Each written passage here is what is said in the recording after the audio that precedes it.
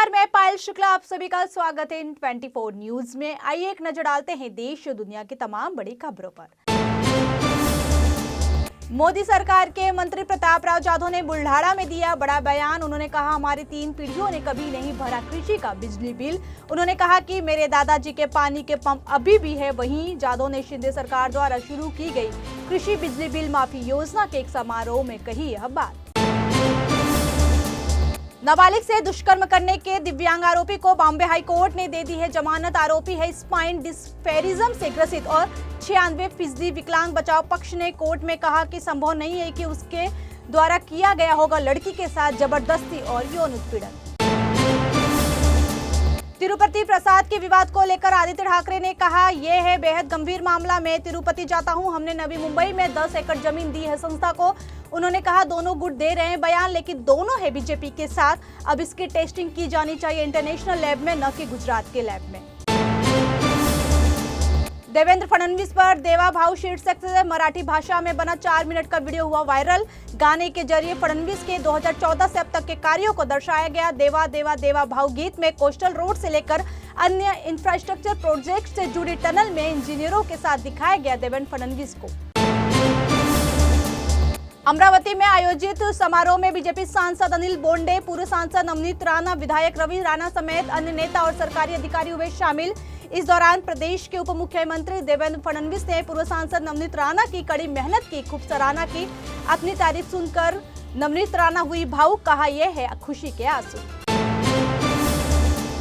Mumbai university senate चुनाव की आगे बढ़ी तारीख। चुनाव 22 सितंबर के बजाय अब होगा 24 सितंबर को।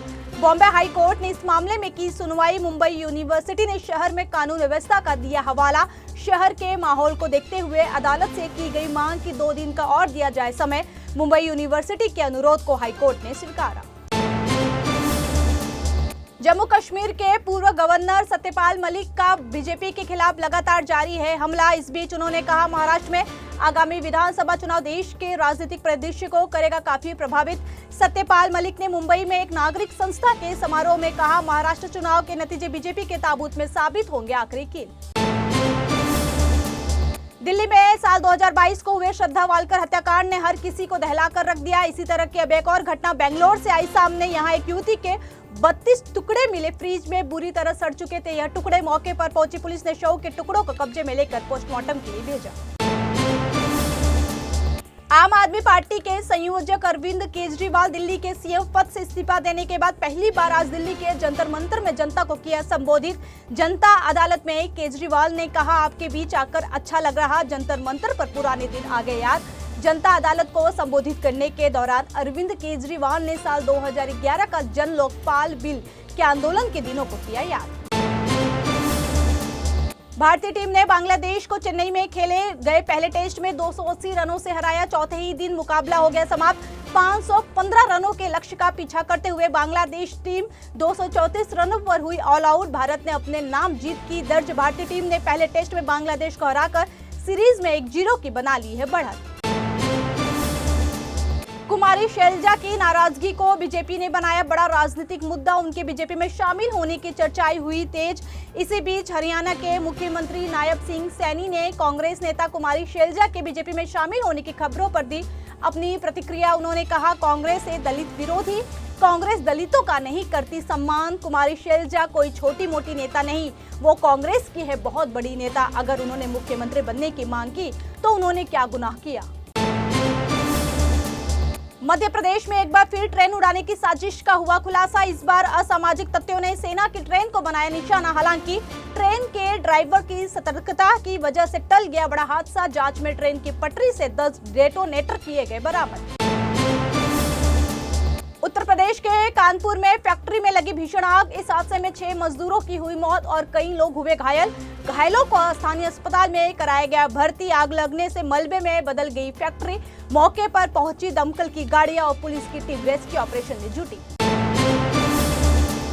अयोध्या फैजाबाद लोकसभा सीट जीतकर चर्चा में आया अवधेश प्रसाद लगातार बने हुए सुर्खियों में। वहीं एक बार फिर अपने बेटे की वजह से अवधेश है चर्चा में। दरअसल सांसद के बेटे अजीत के खिलाफ एक युवक ने जबरदस्ती किडनैपिंग के बाद मारपीट करने और धमकी देने का मामला कराया है दर्ज।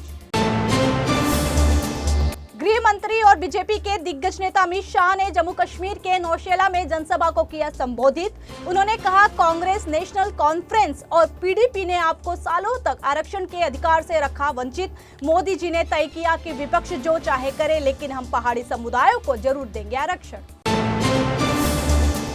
केंद्रीय गृह मंत्री अमित शाह ने जम्मू कश्मीर के चुनावी रैली के दौरान नेशनल कॉन्फ्रेंस और कांग्रेस पर बोला बड़ा हमला।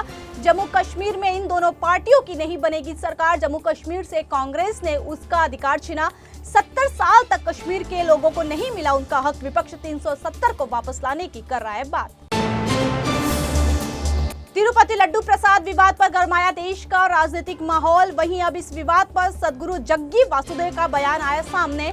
उन्होंने कहा, तिरुपति प्रसाद में गौमांस की चर्बी मिलना बेहद घृणित। इस दौरान उन्होंने आगे कहा कि हिंदू मंदिरों को भक्तों द्वारा चलाया जाना चाहिए, न कि सरकारी प्रशासन द्वारा। प्रधानमंत्री नरेंद्र मोदी है 3 दिवसीय अमेरिका दौरे पर। इस दौरान पीएम मोदी ने अमेरिका के राष्ट्रपति जो बाइडेन और उनकी पत्नी जिल को दिया खास तोहफा। पीएम मोदी ने राष्ट्रपति जो बाइडेन को एक प्राचीन चांदी से बना ट्रेन का मॉडल उपहार में दिया। वहीं अमेरिका की फर्स्ट लेडी को उपहार में दिया पश्मीना शॉल। प्रधानमंत्री मोदी 3 दिवसीय अमेरिका दौरे पर। उनके दौरे का आज दूसरा दिन। क्वाड समिट में हिस्सा लेने के बाद पीएम मोदी पहुंचे न्यूयॉर्क के लॉन्ग आइलैंड में भारतीय समुदायों को किया संबोधित। कल वो संयुक्त राष्ट्र महासभा में समिट ऑफ द फ्यूचर समारोह को करेंगे संबोधित। अमेरिका के डेलावेयर में आयोजित क्वाड शिखर सम्मेलन में क्वाड के नेताओं ने की प्रधानमंत्री नरेंद्र मोदी की खूब तारीफ। ऑस्ट्रेलिया के प्रधानमंत्री एंथनी एल्बनीज ने कहा, पीएम मोदी के नेतृत्व में हिंद महासागर महाशक्ति बनकर उभरा। अमेरिका के राष्ट्रपति जो बाइडेन ने कहा, अमेरिका को भारत के अनुभवों से बहुत कुछ सीखने की है जरूरत। भारत और अमेरिका का लगातार बढ़ रहा है रक्षा व्यापार। अमेरिका से भारत खरीदने जा रहा है लेटेस्ट टेक्नोलॉजी से लैस किलर ड्रोन। इस डील को प्रधानमंत्री नरेंद्र मोदी और राष्ट्रपति जो बाइडेन ने दिया अंतिम रूप। भारत अमेरिका से खरीदने जा रहा है 16 स्काई गार्जियन और 15 sea guardian remotely piloted aircraft drone. इस ड्रोन की कीमत करीब $3 अरब। क्वाड शिखर सम्मेलन में भारत, अमेरिका, जापान और ऑस्ट्रेलिया के राष्ट्राध्यक्ष हुए शामिल। इस बार क्वाड शिखर सम्मेलन अमेरिकी राष्ट्रपति बाइडेन के गृह नगर डेलावेयर में किया गया आयोजित। इस दौरान क्वाड नेताओं ने किया संयुक्त बयान जारी। इसमें सभी नेताओं ने आतंकवाद और हिंसक उग्रवाद की सभी रूपों और अभिव्यक्तियों में स्पष्ट रूप से की निंदा। साल 2022 की उथल-पुथल के बाद पड़ोसी देश श्रीलंका में पहली बार हुआ राष्ट्रपति चुनाव। इसके नतीजे नेशनल पीपल्स पावर यानी एनपीपी के अनुराग कुमारा दिसानायके के हक में आया। श्रीलंका की जनता ने दिसानायके पर जताया अपना भरोसा। उन्होंने पूरे चुनाव में खुद को एक उदारवादी और क्रांतिकारी नेता के तौर पर किया था पेश। तिरुपति मंदिर में प्रसाद विवाद पर अविमुक्तेश्वरानंद महाराज ने दिया बयान। उन्होंने कहा, राज्य सरकार जो कह रही उसको सुना जाना चाहिए। मंदिर के प्रसाद से जुड़ा जिस तरह का मामला आया सामने, वो करोड़ों हिंदुओं की आस्था के साथ है खिलवाड़ करने जैसा। सरकार को इस पर एक्शन लेकर तुरंत करनी चाहिए कार्रवाई। पाकिस्तानी अभिनेता फवाद खान की फिल्म लीजेंड ऑफ मोला जट जल्द ही भारत में होने वाली है रिलीज। इसी बीच महाराष्ट्र नवनिर्माण सेना प्रमुख राज ठाकरे ने दी चेतावनी। कहा, किसी भी हालत में इस फिल्म को महाराष्ट्र में नहीं होने देंगे रिलीज। उन्होंने आगे कहा, सरकारों को इस फिल्म को महाराष्ट्र में तो क्या देश के किसी भी राज्य में नहीं होने देना चाहिए रिलीज। फिलहाल के लिए इतना ही। देश और दुनिया की तमाम बड़ी खबरों के लिए जुड़े रहिए N24 न्यूज से। साथ ही N24 न्यूज के social media platform YouTube, Instagram और फेसबुक को लाइक, सब्सक्राइब और शेयर करना ना भूलें।